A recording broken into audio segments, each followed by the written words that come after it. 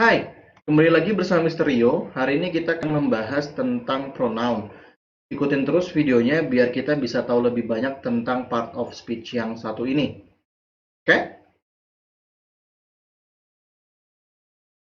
Oke, pronoun. Apa sih pronoun itu? Pronoun itu dulu kalau kita belajar atau mungkin sekarang kalian belajar di sekolah itu diajarinnya pronoun itu adalah kata ganti. Ya benar, pronoun adalah kata ganti. Tapi kata ganti itu seperti apa? Apa saja yang digantikan oleh pronoun ini? Nah, pronoun ini ada 9. Jadi, hari ini Mister khusus akan membahas semuanya secara tidak rinci. Jadi untuk rinciannya mungkin nanti Mister akan buat video sendiri karena ada beberapa pronoun itu yang dipelajarin di tingkatan bahasa Inggris dengan level-level tertentu.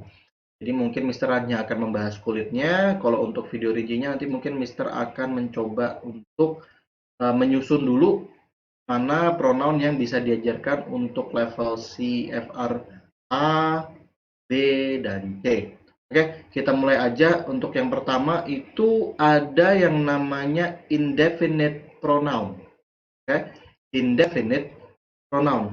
Jadi indefinite pronoun itu adalah pronoun atau kata ganti yang kita gunakan untuk menggantikan kata-kata yang belum kita definisikan.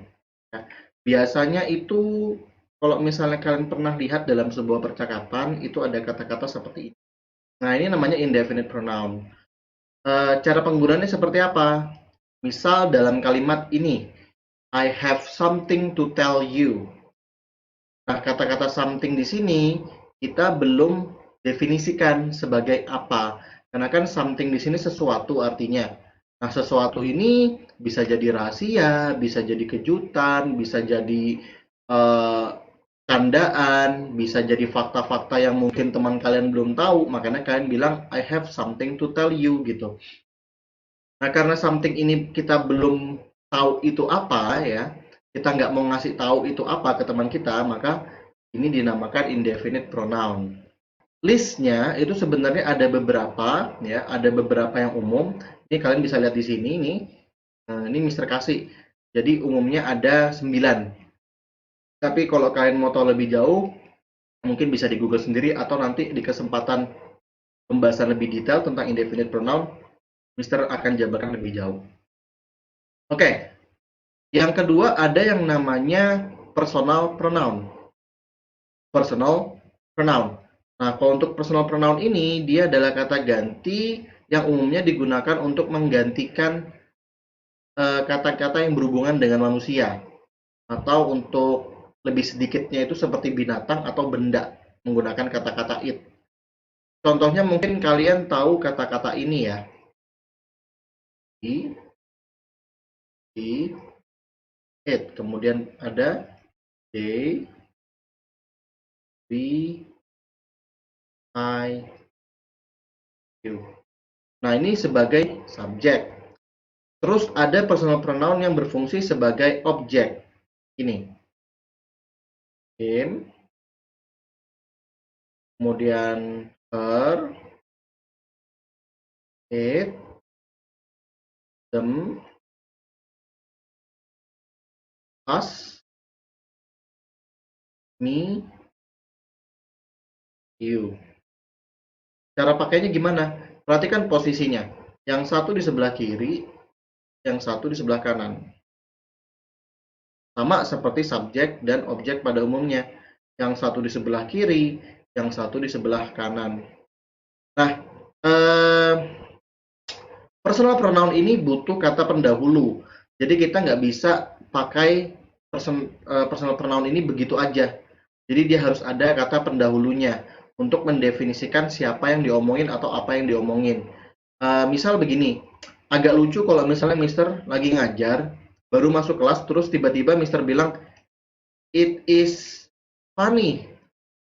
Misal begitu. Apa yang lucu Mister? Baru buka pintu tiba-tiba, kelas, it is funny. Nah itu mereka mungkin nggak, mungkin murid-murid Mister juga nggak akan ngerti kalau Mister ngomong kayak gitu. Jadi kita butuh pendahulu. Nah, pendahulu ini namanya antecedent. Mereka butuh antecedent. Nah, sangat butuh banget kata-kata pendahulunya untuk menjabarkan siapa sih atau apa sih yang diomongin. Nah, kan perhatikan posisinya ya. Eh, untuk personal pronoun yang berfungsi sebagai subjek, ya itu yang di sebelah kiri, yang ini. Sebelah sini nih. Ini. Nah, kalau untuk personal pronoun yang berfungsi sebagai objek, itu yang di sebelah kanan. Cara pakainya gimana? Um,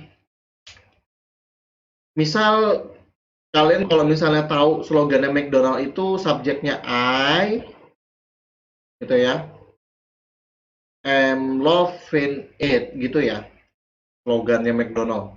I'm loving it. Nah, ini kan biasanya kan didahului dengan kata-kata McDonald, ya. I'm loving it. It ini ya si McDonald itu yang dimaksud. Ya ini secara grammar sih sebenarnya nggak mungkin ditulis seperti itu.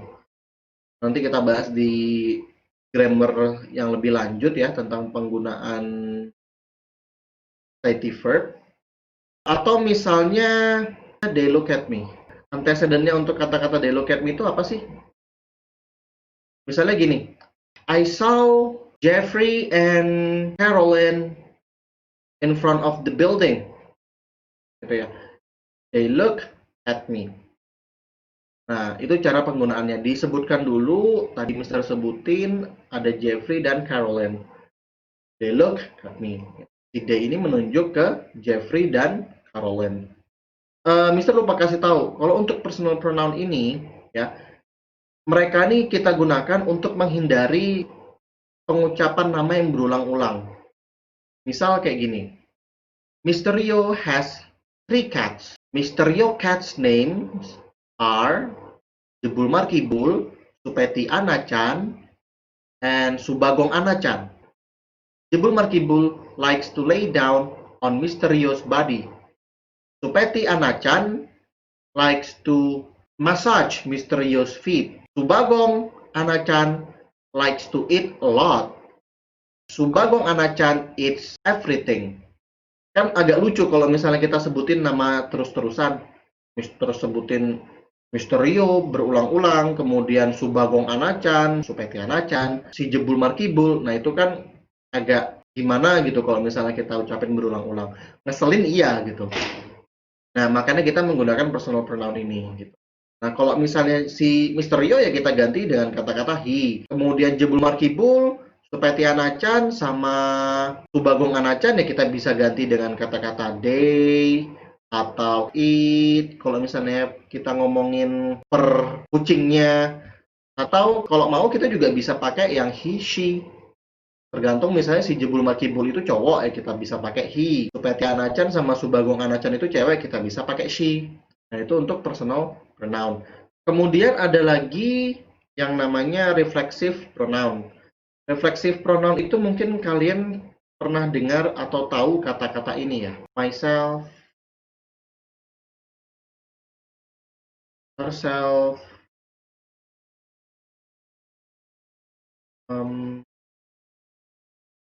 himself,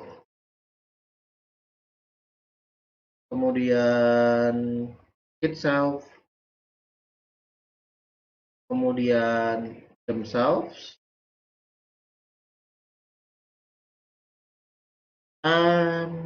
kalau ini kita pindah aja deh.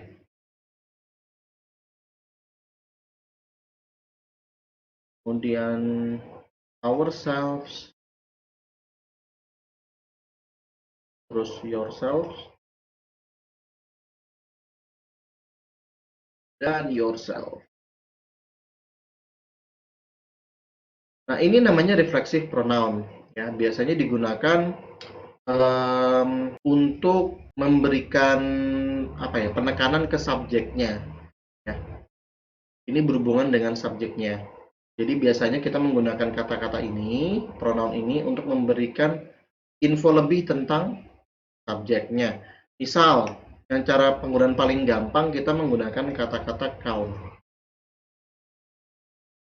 Kita bisa bilang calm yourself. Example, Mister tanya, Mister tanya salah satu murid Mister, ada 5 murid di dalam kelas gitu. Mister bilang begini, Friska, how many students in the class? And then don't forget to count yourself. Nah, si Friska bakal ngitung dirinya sendiri. Jadi maksudnya itu untuk kata-kata yourself itu memberikan penekanan ke subjeknya. Kemudian kita punya yang namanya kata tunjuk, ya, demonstrative pronoun. Mungkin kalian pernah, ya mungkin kalian pasti tahu lah ini this.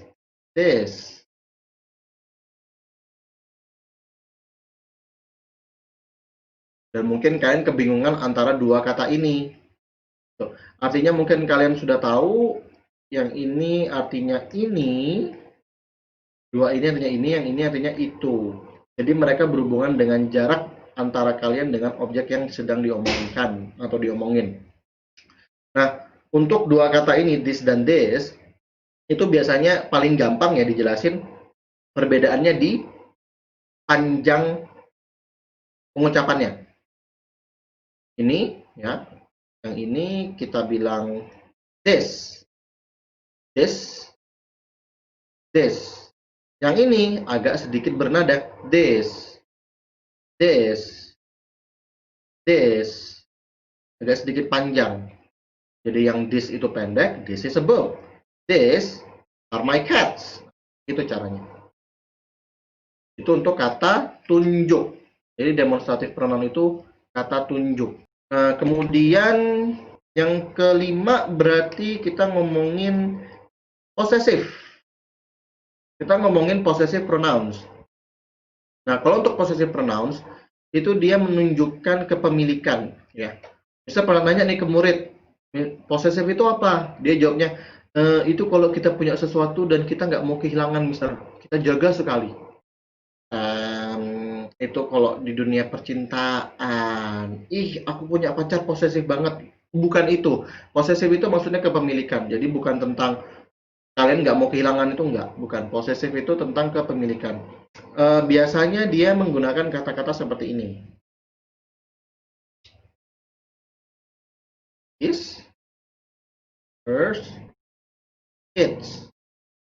Kemudian yours, theirs,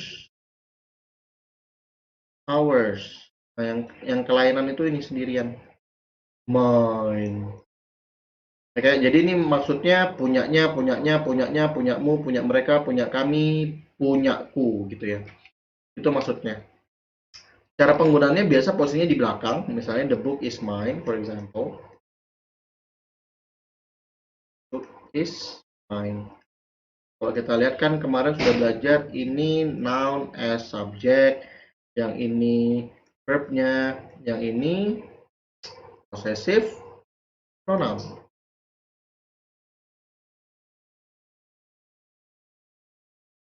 Oke, atau kalau enggak ya kita bisa aja kalau misalnya ditanya whose book is this? It's mine. Nah, gitu aja, sederhana banget. Punyaku. Buku siapa nih? Punyaku gitu. Cara pakainya ya pendek banget, sederhana sekali. Kemudian kita punya yang namanya relative pronoun. Nah, kalau untuk relative pronoun ini nanti Mister akan jelaskan secara lebih lanjut karena ini materi untuk level CEFR B. Ya. Jadi untuk kali ini di video ini Mister hanya menjelaskan kulitnya aja, tapi tidak terperinci.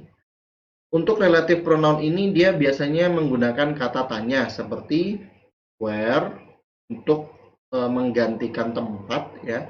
Kemudian when untuk waktu, kemudian who untuk orang, ya. Kemudian ada that sama which. Nah, ini Mister kasih tahu ya. Kalau who itu untuk orang, that juga bisa untuk orang, which itu untuk benda, that juga bisa untuk benda. Jadi ini bisa kita tukar-tukar, mau pakai who atau that boleh, mau pakai that atau which boleh.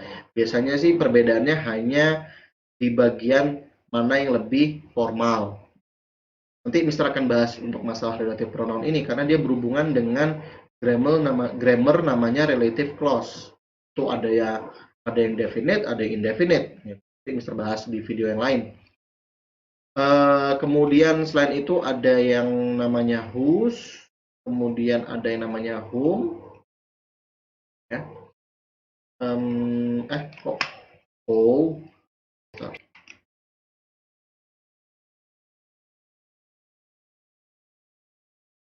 Mr. Yo, who has a lot of cat, is a teacher. Yang satunya, Mr. Yo, whose cat meow a lot, is a teacher.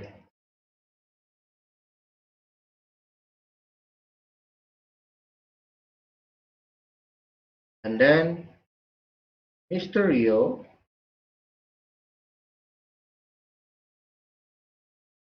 has cat. Nggak, kita nggak pakai cat karena itu meow. Mr. Yo has a neighbor. Has a neighbor whom doesn't like him. Kebaca yang ini ya, mudah-mudahan paham. Jadi Mr. Yo who has a lot of cat is a teacher. Who ini ngomongin tentang Mr.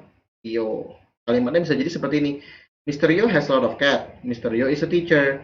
Kemudian yang whose ini ya. Ini menjabarkan tentang kepemilikan si kucing. Si kucing ini punyanya Mr. Yo. Misalnya gini. Mr. Yo has a cat that meow a lot. Atau Mr. Yo's cat meow a lot. Ya, Mr. Yo's cat meow a lot. Mr. Yo is a teacher. Mr. Yo whose cat meow a lot is a teacher. Ini logikanya gini. Ada di satu kompleks ya, di satu blok itu ada 3 Mr. Yo misalnya. Mr. Yo yang pertama memelihara kucing, Mr. Yo yang kedua memelihara anjing, Mr. Yo yang ketiga memelihara iguana misalnya. Nah, yang mau dikasih tahu itu Mr. Yo yang punya kucing. Karena kucing ini kan ngeong terus. Nah, kita mau tahu ini Mr. Yo yang mana yang diomongin. Ini ada 3 nih Mr. Yo di komplek, di blok. Mr. Yo yang mana yang guru? Nah, Mr. Yo whose cat meow a lot is a teacher. Nah, Mr. Yo yang kucingnya meong terus ya, itu adalah seorang guru. Nah, kalau untuk yang whom, ini dia menunjuk ke objeknya. Mr. Yo has a neighbor. Nah, si neighbor ini kan objek. Mr. Yo di sini kan subjek. Nah, sini verbnya. Mr. Yo has a neighbor. Whom doesn't like him. Nah, si whom ini menunjuk ke objek. Neighbor. Nah, neighbor ini kan manusia nih. Whom doesn't like him. Ini si neighbor ini nggak suka sama Mr. Yo. Karena kita pakai kata-kata whom. Jadi itu contohnya untuk relative pronoun. Tapi nanti akan Mister jelasin lebih rinci di video yang lain tentang definite and indefinite relative clauses. Oke. Untuk pronoun berikutnya itu namanya interrogative. Ya, interrogative. Hampir mirip sedikit dengan relative pronoun karena mereka menggunakan kata tanya. Ya, memang sesuai dengan peruntukannya. Katanya ada who, ada what, ada which, ada when, ada where. Keputusan miring. Jadi jelek. Where, ada whose juga bisa kita pakai. Kita pakai whom juga. Atau mungkin ada how gitu. Mungkin kalian tahunya ini WH question kalau sekolah diajarkan ya. Ini kalimat kata-kata tanya, bukan kalimat tanya. Kata-kata tanya. Penggunaan whose sama whom itu kurang lebih sama ya. Jadi kalau whose itu misalnya whose cat is this? Okay? Atau whom did you tell the secret to, for example. Whom did you tell the secret? Misalnya, I told the secret to my friend. Whose cat is this? It's mine. Oke. Kemudian ada yang namanya reciprocal. Oke, reciprocal pronouns. Nah, kalau untuk reciprocal pronouns ini ada dua ya. Ada yang namanya each other. Ada yang namanya one another.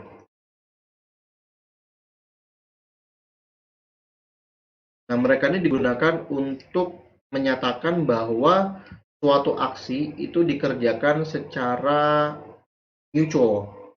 Ada timbal balik dalam pengerjaan aksi itu. Atau ada suatu hubungan. Misalnya, misal kasih contoh, jebul markibul.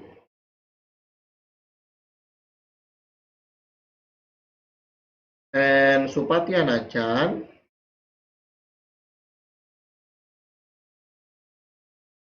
love each other. Kan kucing yang dipasangkan ya jelas aja gitu. Oke ya. Atau kita bisa pakai kita bisa pakai kayak kata-kata ini juga sebenarnya. Mister hapus dulu deh. The two cats love one another. The two cats love one another. Nah, bisa kita pakai dengan cara seperti itu. Ini namanya reciprocal pronoun. Kemudian ada yang namanya terakhir ya. Terakhir ini intensive pronoun. Nah, ini kurang lebih sama seperti reflexive pronoun. Nah, kalau untuk intensive pronoun ini lebih ke penekanan dari apa yang dilakukan si subjek. Kalau reflexive pronoun kan tadi fokusnya ke menunjuk ke subjeknya, ya. Dia menunjuk ke subjeknya. Kalau intensive pronoun ini lebih ke penekanan terhadap aksinya, ya. Penekanan terhadap aksinya. Ya mirip-mirip sedikit lah. Nah, kalau misalnya kita mau hapus ya intensive pronoun ini, itu masih masuk akal. Misal, I did my homework. Terus kita tambahin kata-kata myself. I did my homework myself. Nah, si myself ini memberikan penekanan bahwa dia mengerjakan PR-nya sendirian. Tanpa kata-kata myself nggak masalah. Beda dengan misalnya kata-kata tadi, count yourself. Itu kalau misalnya kita bilang count aja nggak masuk akal gitu loh. Nah, jadi seperti itu kira-kira 9 pronounnya. Kalau ada yang mau ditanyakan tentang pronoun atau kata ganti ini, kalian bisa tulis komentar di bawah. Atau kalau misalnya ada pertanyaan tentang grammar, atau misalnya cara menyebutkan sesuatu, atau istilah-istilah dalam bahasa Inggris, kalian bisa request videonya, nanti Mister akan bahas, dan kita mungkin bisa belajar atau pelajarin yang kalian tanyakan itu bareng-bareng. Itu aja. Kalau misalnya memang kalian suka dengan video Mister Rio, tolong dibantu like, subscribe, dan sebarkan supaya Mister Rio makin semangat buat sharing ilmu dengan kalian. Oke, makasih.